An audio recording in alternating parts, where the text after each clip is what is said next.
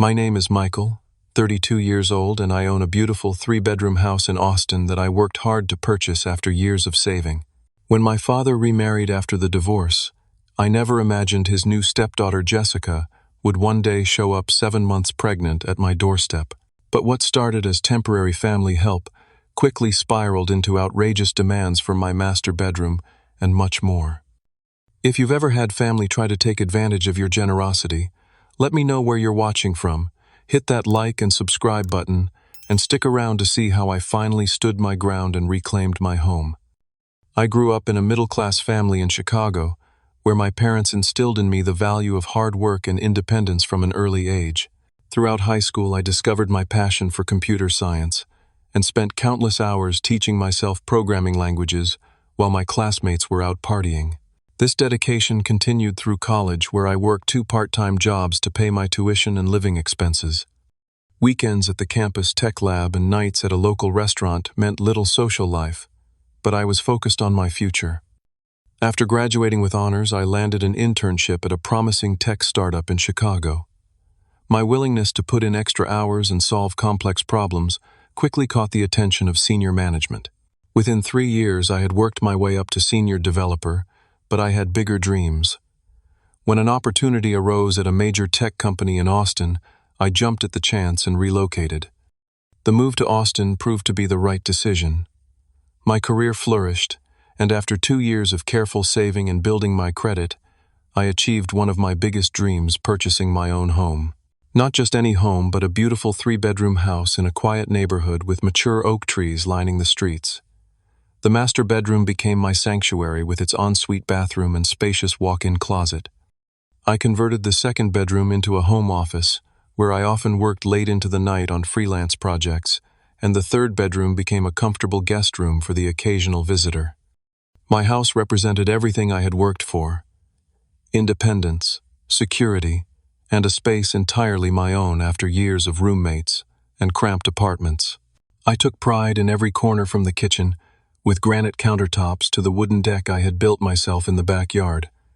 This was my achievement earned through years of sacrifice and dedication. My personal life had been relatively stable despite the upheaval in my family. When I was 20, my parents announced they were divorcing after 25 years of marriage. While not entirely surprising given the tension that had been building for years, it still shook the foundation of what I considered family. My mother moved to Florida to be closer to her sister, while my father remained in Chicago. Just 2 years after the divorce, my father called to tell me he was remarrying. Sandra was 15 years younger than him and had a daughter named Jessica who was 18 at the time. I met them at the small wedding ceremony and tried to be supportive despite my reservations. Sandra seemed nice enough, always trying to include me in conversations, but Jessica made little effort to connect. She spent most of the wedding texting friends and rolling her eyes whenever family traditions were mentioned. Over the next few years, our relationship remained distant but cordial. I would see Jessica at holiday gatherings when I visited Chicago. She had dropped out of community college after 1 semester, claiming it wasn't her thing, and cycled through a series of retail jobs, never staying anywhere longer than a few months. There was always some drama: a manager who didn't appreciate her coworkers who were jealous, or scheduling that didn't accommodate her social life. Despite her perpetually challenging circumstances, Jessica maintained an expensive lifestyle. Her Instagram showed constant shopping trips, concert tickets, and nights out with friends. My father mentioned occasionally that he and Sandra had helped her out of financial jams, but I kept my opinions to myself. It wasn't my business how they chose to support her. About a year ago, Jessica started dating Ryan, a 25-year-old self-proclaimed musician who had a part-time job at a record store. The few times I met him during family gatherings, he seemed more interested in my father's liquor cabinet than making conversation. I noticed the concerned glances my father and Sandra exchanged when Ryan talked about his band getting close to a record deal while having accomplished little beyond a few local gigs in 7 years. 7 months ago, during a family video call, Jessica and Ryan announced she was pregnant. My father looked shocked. Sandra forced a smile, and I offered congratulations while inwardly wondering how Jessica would handle the responsibility of parenthood when she could barely maintain steady employment. In the following months, I heard updates about baby shower plans and nursery themes, but also whispers from my father about Jessica's continued financial struggles. Then came the call that would upend my peaceful life. My father sounded uncomfortable as he explained that Jessica and Ryan had been evicted from their apartment for failing to pay rent for 3 months. They had nowhere to go, and with the baby coming in just 2 months, they needed a stable environment. Sandra's mother was already staying in their spare bedroom due to health issues. "Michael, son, I know this is a lot to ask," my father said hesitantly, "but Jessica really needs a place to stay until she gets back on her feet. It would just be temporary, a month or 2 at most. You have that nice guest room that's sitting empty." I felt the weight of family obligation pressing down on me. Despite our distant relationship, Jessica was family now, and she was pregnant. Surely I could handle a month or 2 of disruption to help out during this crisis. Against the small voice of caution in my head, I agreed to let Jessica stay temporarily. That decision would soon prove to be one I deeply regretted. After agreeing to let Jessica stay, I spent the weekend preparing the guest bedroom. I purchased new linens, cleared space in the bathroom cabinet for her toiletries, and emptied a kitchen cupboard for any special foods she might need during her pregnancy. I even bought a small desk and chair in case she wanted a workspace for job searching or online courses. My goal was to make her feel welcome, while also setting up a space that would function well for her temporary stay. When Jessica arrived with my father helping carry her bags, I was immediately concerned by the sheer volume of possessions she brought for what was supposed to be a short stay. 3 large suitcases of clothes, multiple boxes of personal items, and several bags of beauty products seemed excessive for someone staying, just until she found a new place. Nevertheless, I helped carry everything to the guest room and gave her a tour of the house, explaining where everything was and how various appliances worked. For the first few days, Jessica seemed genuinely appreciative. She thanked me for breakfast when I made extra for her, and kept her personal items confined to the guest room. But by the end of the first week, troubling signs began to emerge. I came home from work to find dishes piled in the sink, wet towels on the bathroom floor, and Jessica watching TV surrounded by empty snack containers. When I gently mentioned the house rules about cleaning up after yourself, she apologized and blamed pregnancy fatigue. "Being pregnant is so much harder than anyone tells you," she said, rubbing her stomach. "Sometimes I just don't have the energy to walk all the way to the kitchen or bathroom." I tried to be understanding, reminding myself this was temporary, but similar instances continued to occur. I began finding food missing from my carefully planned meal prep containers in the refrigerator. When confronted, Jessica casually mentioned she had a craving and didn't think I'd mind. About 10 days into her stay, Jessica approached me while I was working from home. "Michael, I really appreciate everything you're doing, but the guest room is so small. There's hardly any storage space and I feel cramped, which isn't good for my stress levels during pregnancy." I was taken aback but tried to accommodate.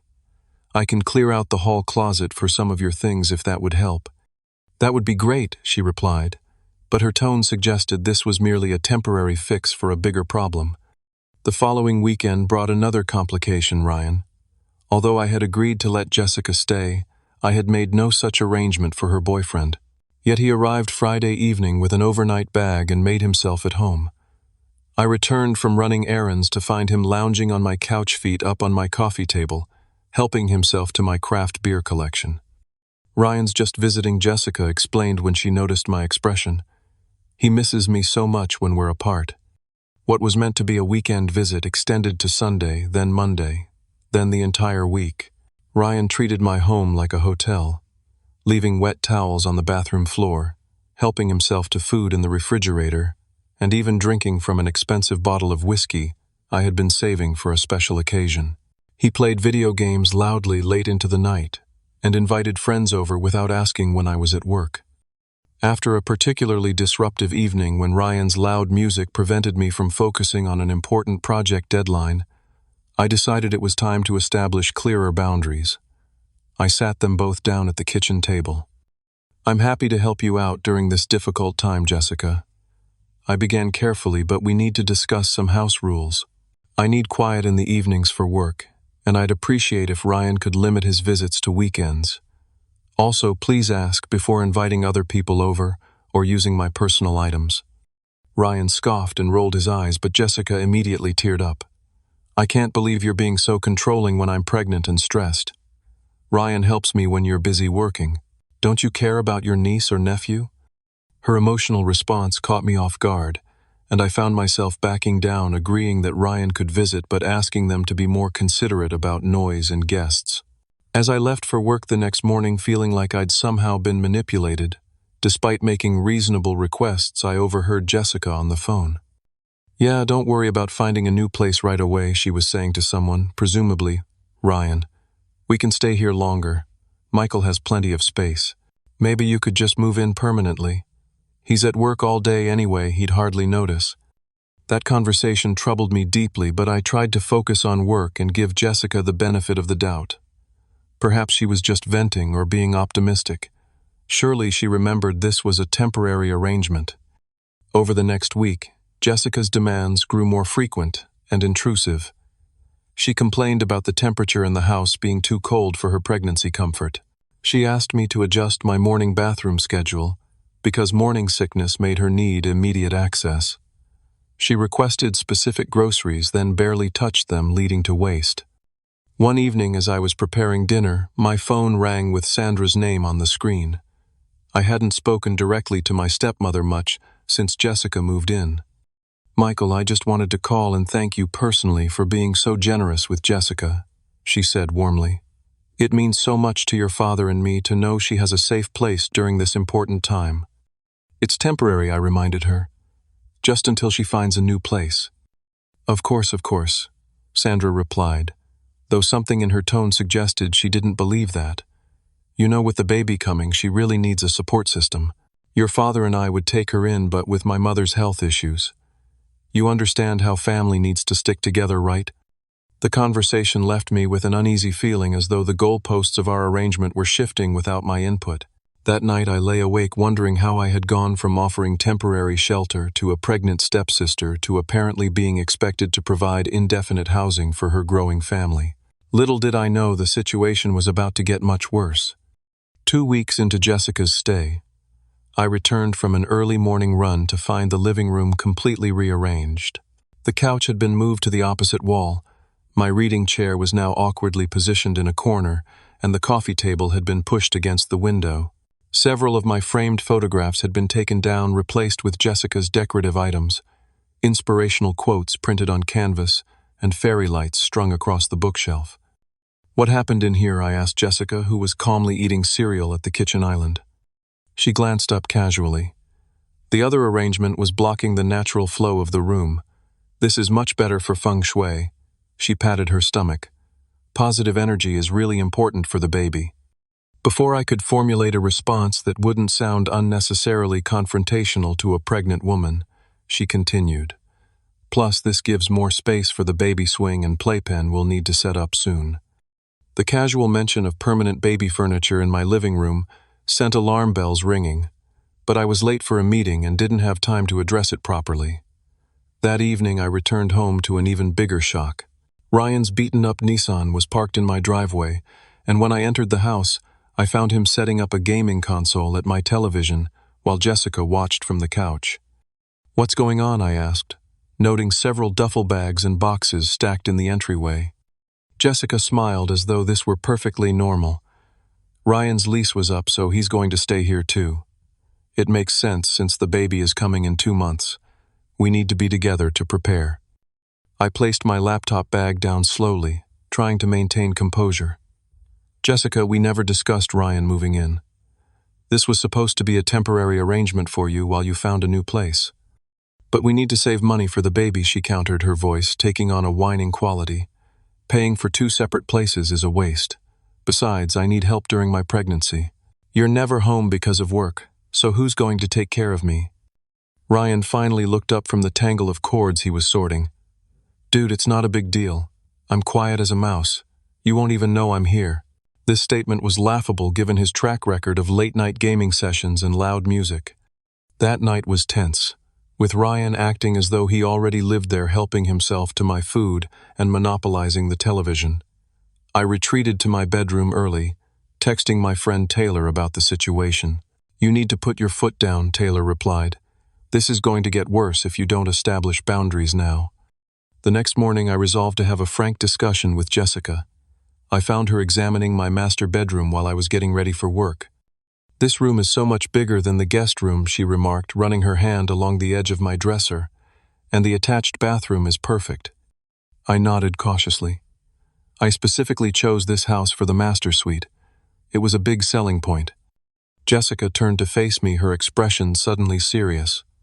"Michael, Ryan and I have been talking. With the baby coming, we really need more space than the guest room provides. We think it would make sense for us to take the master bedroom." I stared at her, certain I had misheard. "You want my bedroom?" "Well, it makes logical sense," she continued, gaining confidence. "You're just one person, and there will be 3 of us. The baby needs its own nursery area, and your room has the attached bathroom, which would be perfect for middle-of-the-night feedings and changes. You could move to the guest room since you're gone most of the day anyway." The audacity of the request left me momentarily speechless. Jessica interpreted my silence as consideration. "We'd need to move soon to get everything set up before the baby arrives. Ryan could help you move your things this weekend." I found my voice. "Absolutely not. This is my house, Jessica. The master bedroom is mine. I've already been generous offering the guest room temporarily." Her face immediately crumpled, tears welling in her eyes. "I can't believe you're being so selfish. This is about your niece or nephew. Don't you care about the baby having a proper space? The guest room barely fits a crib." Ryan, who had apparently been listening from the hallway, stepped into the room. "Man, it's just a bedroom. Why are you being so uptight about it? Jessica's pregnant, she needs the space more than you do." I stood my ground despite the growing discomfort of being made to feel like the villain. "I'm sorry, but the answer is no. The guest room is all I offered, and that was meant to be temporary." Jessica stormed out in tears, and Ryan gave me a disgusted look before following her. The rest of the day was filled with slammed doors and pointed silence. That evening, my phone rang. It was my father. "Michael, Jessica called us very upset," he began without preamble. "She says you're making things difficult for her during her pregnancy." I explained the situation, expecting my father to see the reasonableness of my position. Instead, he sighed heavily. "Son, I know it's an inconvenience, but family helps family during tough times. Your stepsister is going through a lot right now. Would it really be such a hardship to let them use the larger room for a while, just until they get on their feet after the baby comes?" The conversation left me feeling gaslit. Was I really being unreasonable for not wanting to give up my master bedroom in my own house to a stepsister I barely knew and her unemployed boyfriend? My work began to suffer as the home situation consumed my thoughts. I found it difficult to concentrate during meetings and missed deadlines I would normally have completed easily. Over the next few days, the tension in the house was palpable. Jessica left pregnancy books and baby clothes conspicuously placed around the house, including in my bedroom when I was at work. Ryan's presence became more permanent, with his toiletries taking over the main bathroom and his shoes piled by the front door. I met Taylor for dinner, desperate for an outside perspective. "They're taking advantage of you," Taylor said bluntly after hearing the latest developments. "You need to set firm boundaries before they completely take over your life. This isn't about family anymore. It's about respect, and they're showing you none." Deep down, I knew Taylor was right, but family obligation weighed heavily on me. I returned home that night to find Jessica had ordered an expensive crib and had it delivered to my house. The large box sat in the middle of the living room like a statement. "Where exactly do you plan to put that?" I asked, eyeing the box. Jessica smiled brightly as though our argument had never happened. "I was thinking we could convert your office into a nursery. You could set up a desk in the living room instead." I felt the last thread of my patience begin to fray. "Jessica, this has gone too far. You're making plans that involve taking over my entire house without any regard for me. This was supposed to be a temporary arrangement." She waved her hand dismissively. "Family helps family, Michael. You have all this space just for yourself. Don't be so selfish." That word, selfish, had been thrown at me repeatedly since Jessica arrived. Was it selfish to want to maintain the home I had worked so hard to create, to protect the sanctuary I had built for myself after years of sacrifice? as I went to bed that night, hearing Ryan's loud laughter from the guest room as he video chatted with friends, I began to realize that setting boundaries wasn't selfish. It was necessary for my own well-being. Little did I know the real breaking point was yet to come. The following Tuesday, I left work early with a pounding migraine. The stress of the home situation, combined with an intense project deadline, had taken a physical toll, and all I wanted was to lie down in my dark, quiet bedroom.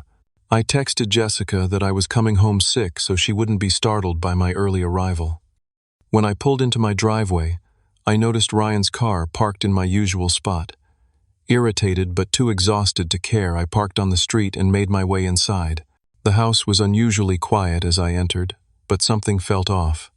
Items had been moved in the living room and boxes I didn't recognize were stacked by the staircase. As I approached my bedroom, I heard hushed voices and the sound of drawers opening and closing. I pushed open the door to find a shocking scene. Jessica and Ryan were in my master bedroom with my clothes partially removed from the dresser and closet. Jessica was directing Ryan as he assembled a bassinet in the corner of the room. "What the hell is going on?" I demanded, my migraine momentarily forgotten in the surge of disbelief. Jessica jumped slightly but quickly composed herself. "Oh, Michael, you're home early. We decided to go ahead with the bedroom switch. You've been so stressed lately, we thought we'd help by moving things along." Ryan barely looked up from his task. "Your stuff's already half moved to the guest room. We figured you'd be at work all day, so we'd surprise you with a fait accompli." He sounded proud of the French phrase, as though it somehow justified their actions. I stood in the doorway, stunned by the audacity.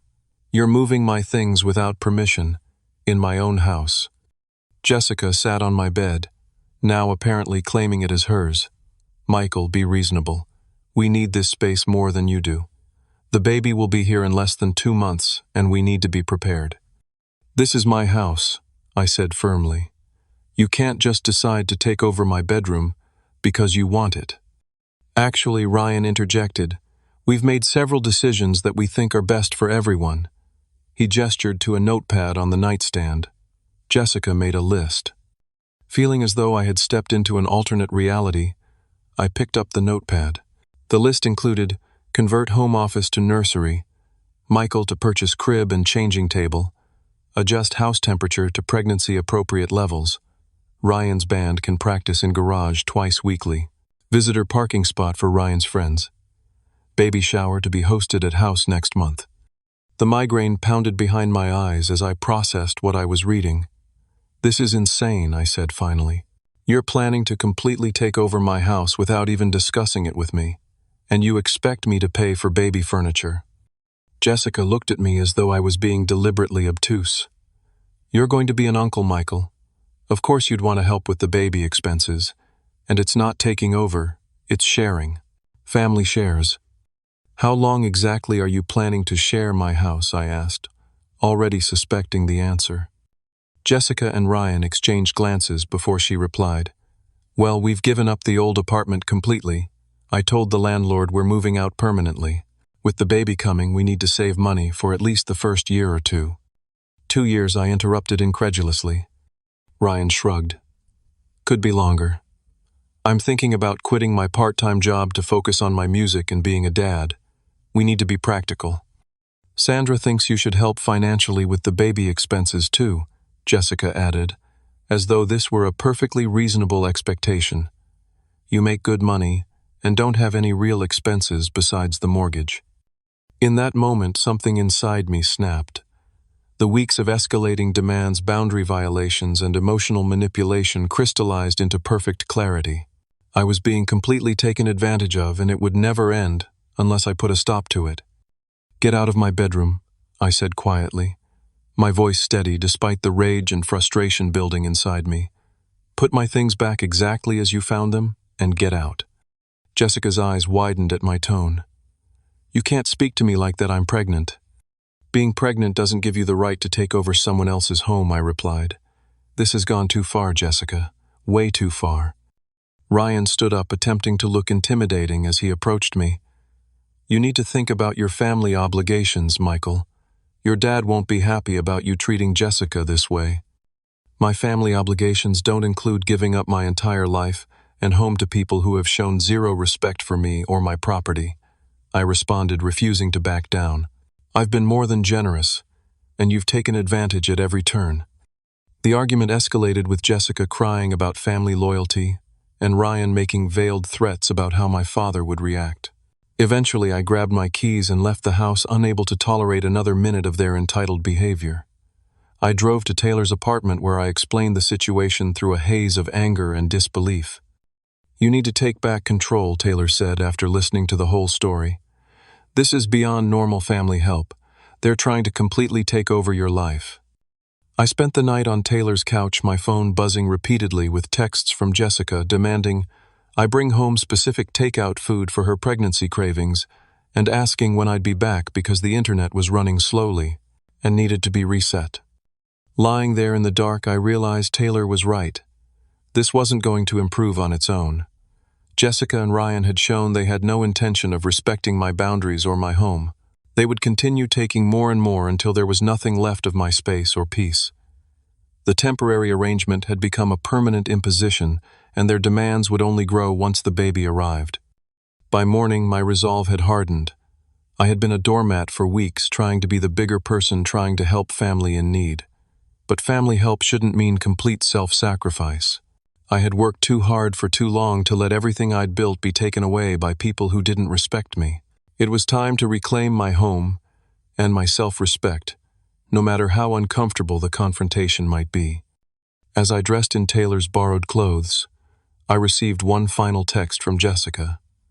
"When you stop being dramatic and come home, we need to discuss painting the master bedroom. I'm thinking light yellow for the baby's corner." That text confirmed everything. There would be no reasoning with Jessica or Ryan. They simply saw me as a resource to be exploited. The only solution was to be as coldly clear and firm as they had been entitled. I made several phone calls, stopped at a hardware store and a printing shop, and prepared for the confrontation that was long overdue.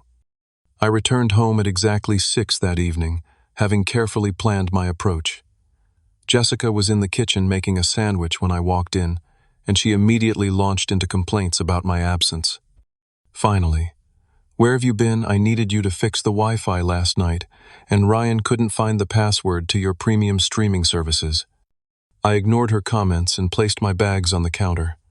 "Where's Ryan? I need to speak with both of you." "He's in the shower," she replied, eyeing the bags curiously. "What's all that?" "Family meeting in the living room in 15 minutes, I said calmly. "Please text your mother and my father. I'd like them on video call for this discussion." Jessica looked alarmed by my businesslike tone but nodded slowly. I spent the next quarter hour setting up my materials, and by the time Ryan emerged and my parents appeared on the tablet screen, I was completely prepared. "Thank you all for joining this conversation," I began formally. "There have been some misunderstandings about the living arrangements in this house that need to be clarified immediately."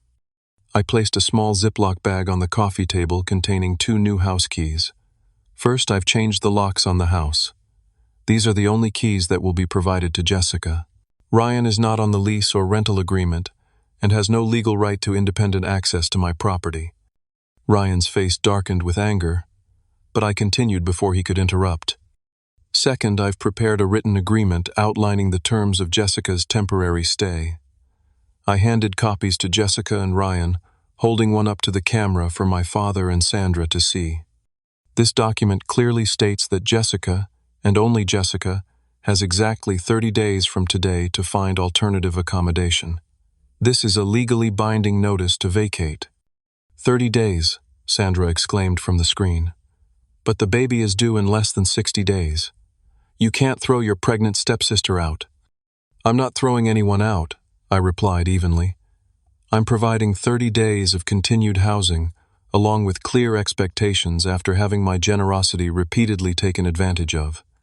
I proceeded to methodically list each boundary violation: the attempt to take over my bedroom without permission, the planning to convert my office to a nursery, the expectation that I would finance baby furniture, Ryan essentially moving in, without consent, and the overall disrespect for my home and property. "I've been more than generous," I concluded. but my generosity has been met with increasing demands and complete disregard for the fact that this is my house which I worked for years to afford. The room was silent when I finished. Jessica's face had gone from shocked to tearful to angry during my recitation. Ryan was the first to respond. "You can't be serious," he scoffed. "You're going to put your pregnant stepsister on the street because you're too selfish to share a little space. What kind of person does that?" "I'm not putting anyone on the street," I corrected him. "I'm giving 30 days' notice, which is more than generous given that there was never an agreement for long-term housing. And, speaking of agreements," I turned to face Ryan directly, "you have never been an agreed-upon guest in this home.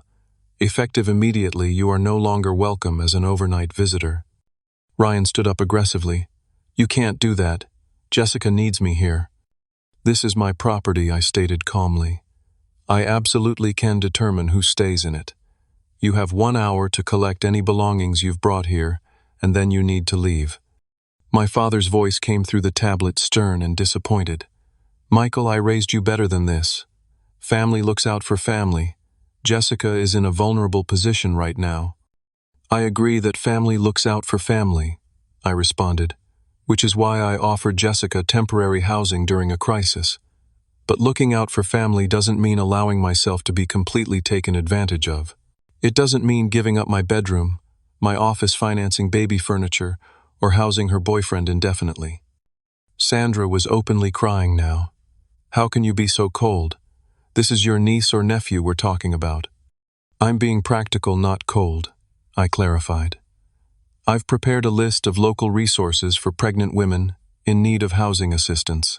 I've included contact information for several affordable apartment complexes that offer short-term leases.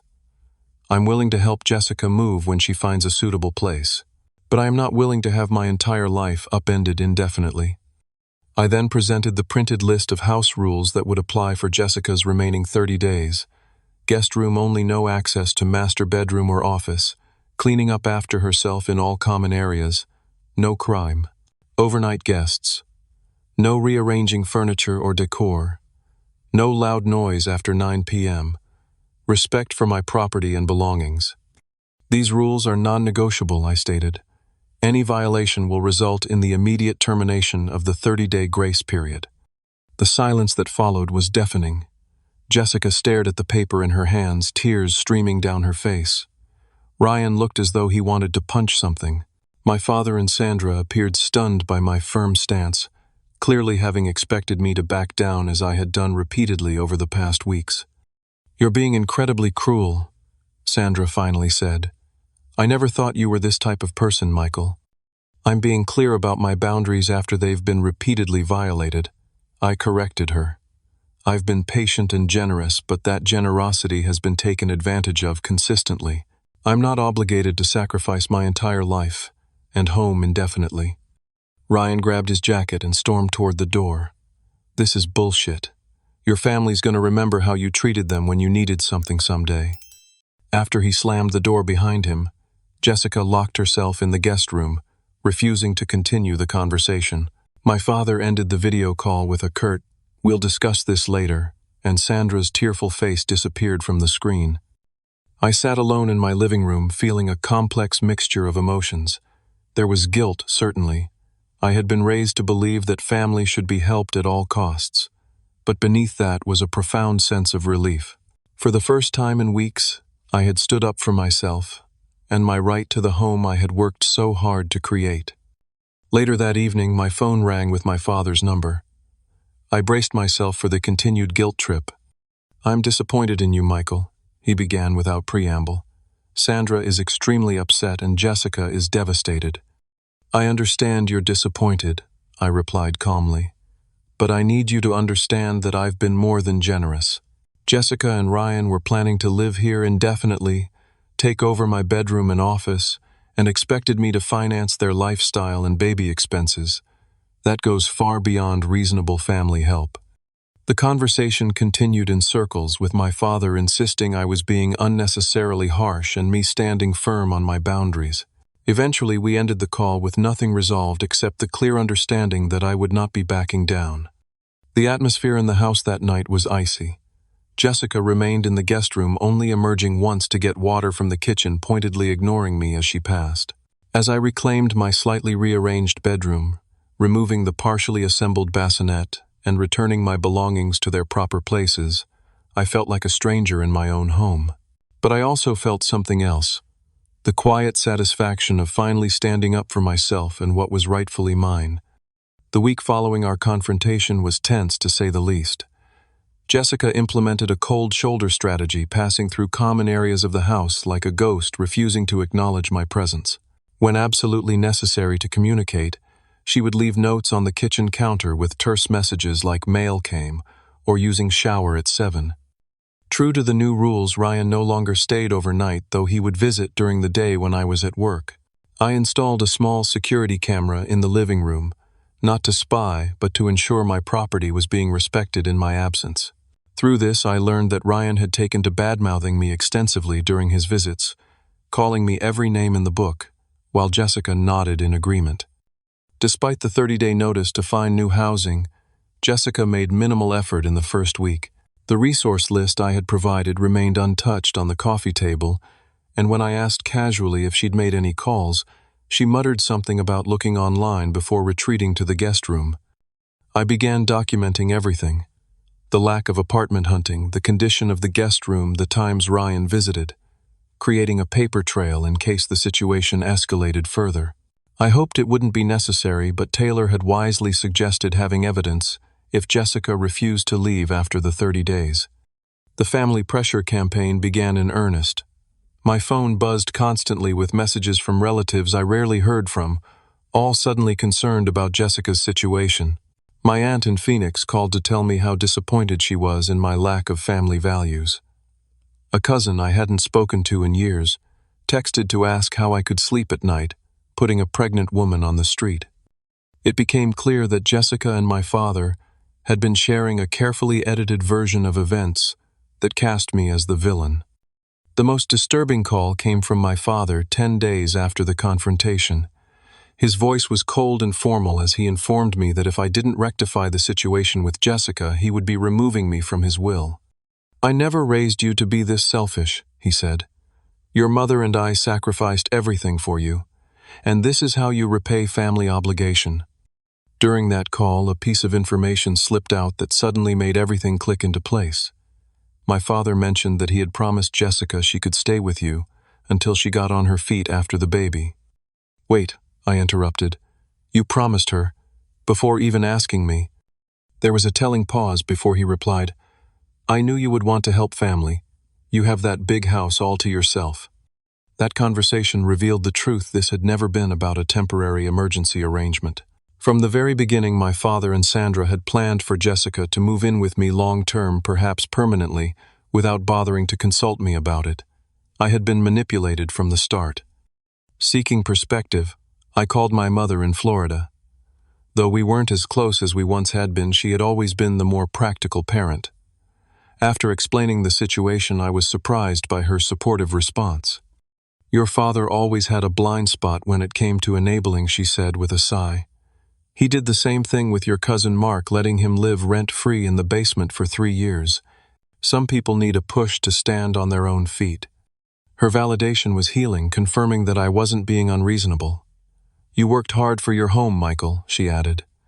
"Don't let anyone make you feel guilty for protecting what you've built." Meanwhile, Jessica continued her attempts to regain control through emotional manipulation. She would groan loudly when passing me, rubbing her stomach and commenting on how the stress was affecting the baby. She left pregnancy complication pamphlets, conspicuously placed around the house, highlighted passages about how stress and housing insecurity could cause premature labor.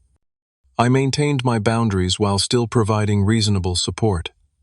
I continued to stock healthy foods, kept the house at a comfortable temperature, and respected her privacy in the guest room. But I remained firm on the 30-day timeline and the house rules. Around day 15, something unexpected happened. Sandra called me directly without my father on the line. "Michael," she began hesitantly, "I owe you an apology." I nearly dropped the phone in shock. "I came to check on Jessica yesterday and saw how she was treating your home. The guest room is a disaster, and she was completely dismissive when I suggested she start looking for apartments. Sandra paused before continuing. This isn't the first time she's taken advantage of people's generosity. Before she moved in with you, she had been evicted from 2 previous apartments for similar reasons. Sandra went on to explain that Jessica had a pattern of manipulative behavior that they had enabled for years. We thought having a baby would make her more responsible, but it seems to have made her feel even more entitled to others' help. This conversation marked a turning point. With Sandra's unexpected support, Jessica finally began making efforts to find new housing. She connected with a church group that helped expectant mothers and found an affordable 1-bedroom apartment in a decent neighborhood about 15 minutes away. When the time came to help Jessica move her belongings to the new apartment, I rented a small moving truck and assisted with the heavy lifting, despite the lingering tension between us. Ryan was notably absent during the moving process, having apparently found temporary housing with a band member. As we unloaded the last of her boxes at the new apartment, my father arrived to help with setting up.